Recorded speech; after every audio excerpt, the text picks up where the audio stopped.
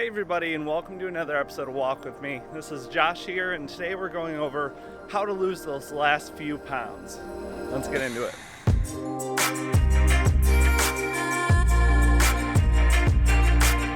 So this week's Walk With Me is going to be another Q&A answer from a comment in a previous episode.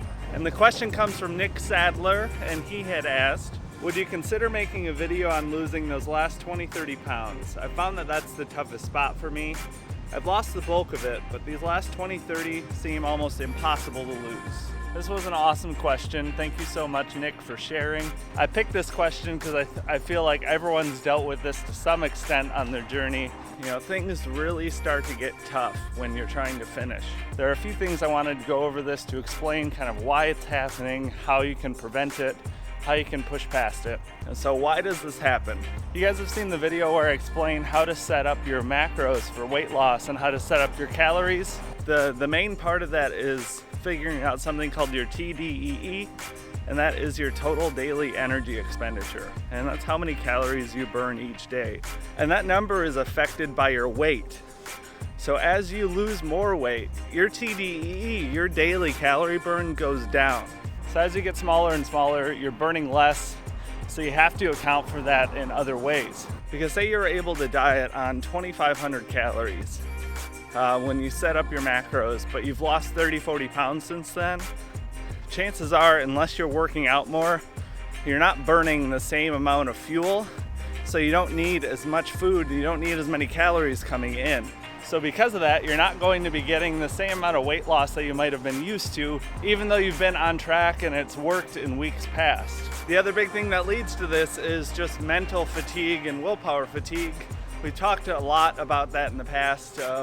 I've got a bunch of videos on how to combat it and how to prevent some of that fatigue. So those are usually the two big reasons why this tends to happen with most of us. The same amount of calories doesn't give us the same amount of weight loss like it used to, and we're just generally tired and fatigued from losing weight for weeks, months, years, however long you've been going. So typically what you need to do in this situation as far as the calorie burn goes, this is where you do need to gradually drop your calories as you're losing weight, reevaluate that TDEE, but also a big point for this, we lose that margin of error that we probably had when we were heavier. Discrepancies in your calorie tracking are usually pretty forgivable in the earlier stages. But as that deficit goes down, that margin of error can't be as big as it used to be. So honing in on that accuracy is priority number one. You're not going to be able to adjust or fix your deficit if there's that big margin of error in your daily eating and your calorie tracking. Increasing that accuracy alone could be enough to kind of kickstart you back into your weight loss. But if you're being 100% accurate and you're still noticing that you're not losing what you expect to be, that's where you come to a point where you need to increase your calorie deficit somehow. Whether that's eating a little bit less, try dropping your calories down by 100 calories a day, or exercising a little bit more. I talk a lot about how diet is much more important than exercise, and that's absolutely true. But in these final stages, everything gets a lot more important. So adding in, 10 minutes of cardio every day, or dropping your calories by 100, all good things to do to test and see. So that would be my next piece of advice for you. If you're confident on your accuracy with your tracking, next step, you got to increase that deficit from somewhere, whether it's diet or exercise. And you guys will probably remember from a couple of months ago, I had an episode where I talked about the 80-20 principle for weight loss. And this is where the opposite end of that comes in. Typically 20% of the work is gonna get you 80% of the results. So those early stages, that first 80% of the journey is usually a lot easier. And that last stretch gets so tough because you're gonna have to put in 80% of the work to get that last 20% of the results.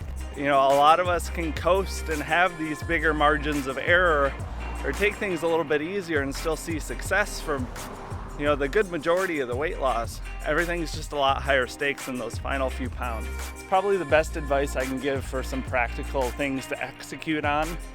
During that last stretch, you're not burning as many calories, so you have to adjust for that.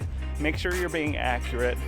And if you are being accurate, lower your calories down a bit or increase your exercise a little bit. And just know it is gonna take a lot more work to get through those last 20, 30 pounds. When I was originally losing weight, I got down to about 180, started doing bearded fat loss, ended up last year, I cut down to 170. 180 to 170 was way harder than 230 to 180. It's hard work, but you just can't give up on yourself. All of that work and all of that effort is going to be for nothing if you don't push that last final stretch. I didn't get into it too much in this episode because I've talked about it in so many others, but the mental side of things is just as important as those practical things to execute on. So just make sure that you're doing everything you can to make it as easy as possible. With things like planning and going all in on your strengths and just doing your best to set yourself up for success. And I'll leave a link in one of these corners here and also at the end of the episode. I have a few different playlists on the channel. I have one that's motivation related topics and then the mindset of weight loss. I'll leave a link to that. So go through those. Hopefully you can get a little bit of inspiration from there. A lot of people share equally amazing stories in the comments, so make sure to look through those. But that is gonna be it. Thank you so much for the great question. As always, leave me one down below if you have a topic that you think will be good for this, and subscribe if you're not already. I put these out every Monday and I put other videos out every Friday. But until next time, I'll talk to you all later.